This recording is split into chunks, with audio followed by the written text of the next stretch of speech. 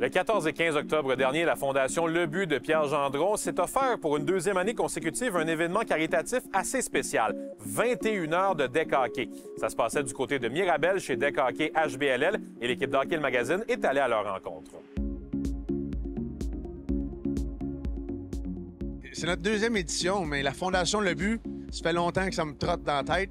Pour moi, je viens d'un secteur défavorisé. Puis il y a beaucoup de monde qui m'ont aidé pour rendre la game du hockey accessible. Je m'en suis jamais aperçu parce que ma mère, elle a quitté des lifts, elle a quitté de l'argent, elle a quitté des équipements. Je m'en suis jamais aperçu quand j'étais jeune. Puis pour moi, c'est le retour de l'ascenseur. La Fondation existe pour ça, pour rendre le hockey accessible. De plus en plus dispendieux, je joue au hockey, mais on veut le rendre accessible aux jeunes. Donc, on avait plusieurs formats d'activités de levée de fonds qui s'est apporté à nous. Puis celui-là d'un tournoi de 21 heures de deck hockey, c'est un des membres du conseil d'administration qui est arrivé avec cette idée-là. Puis c'est le même qui est arrivé. L'activité, c'est le 21 heures de deck hockey CCM.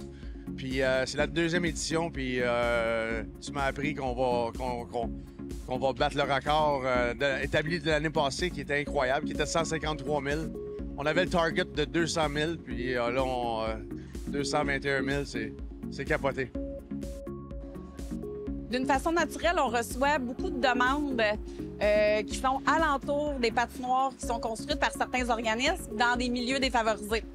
Fait que tout ce qui est école, centre communautaire, centre jeunesse, des centres de loisirs nous font des demandes sur le site Internet fondationlebut.com. Nous, on prend ces demandes-là, on utilise le stock usagé que nos clients chez Sport Rousseau nous apportent, on le nettoie, puis on l'achemine à ces organismes-là. Fait que ça fait en sorte que ces patinoires-là sont utilisés d'une façon optimale, puis on initie les jeunes au hockey comme ça. Puis avec les événements comme en fin de semaine, on est capable de ramasser de l'argent puis de payer éventuellement leurs frais d'inscription dans le hockey mineur. Fait qu'on les garde dans le sport. Fait qu'on est bien fiers de ça. Notre plus gros enjeu, c'est de se faire connaître. Donc, faut trouver des façons de stimuler des demandes de dons. Puis c'est pas naturel. C'est quand t'as pas d'argent, c'est difficile des fois de demander de l'aide. Mais on est là pour ça. Puis on veut se faire encore connaître plus pour être sûr qu'on aide à la hauteur de ce qu'on a ramassé l'année passée. Bien, il en reste encore. Puis cette année, on va avoir battu ce qu'on a fait. On va avoir plus. Donc, il faut être capable de le redonner. Fait que l'enjeu, c'est de se faire connaître pour être capable d'aider le plus de jeunes possible encore.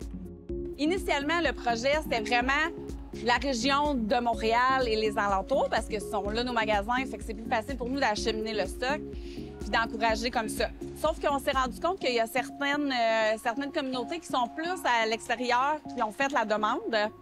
Par exemple, Coup de joie, qui nous ont fait des demandes parce que les jeunes, ils ont peut-être moins de choix d'activités.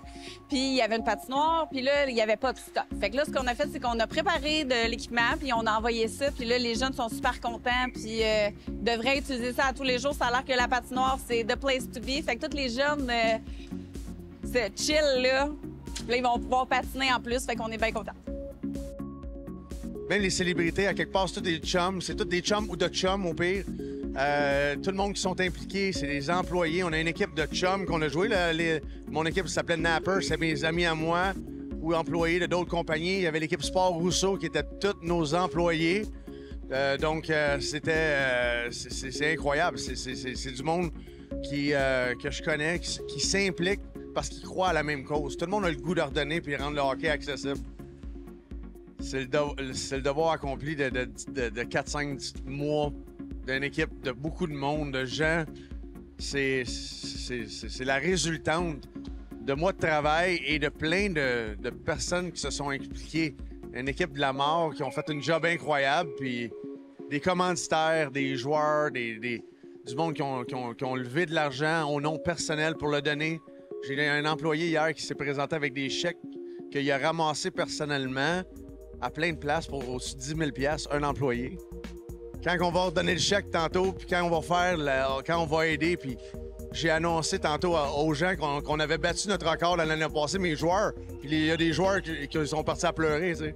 Fait que c'est incroyable. C'est incroyable ce qu'on fait. Fait que on n'a pas le choix de continuer, là. On a mis le bras dans le tardeur, puis on y va jusqu'au bout.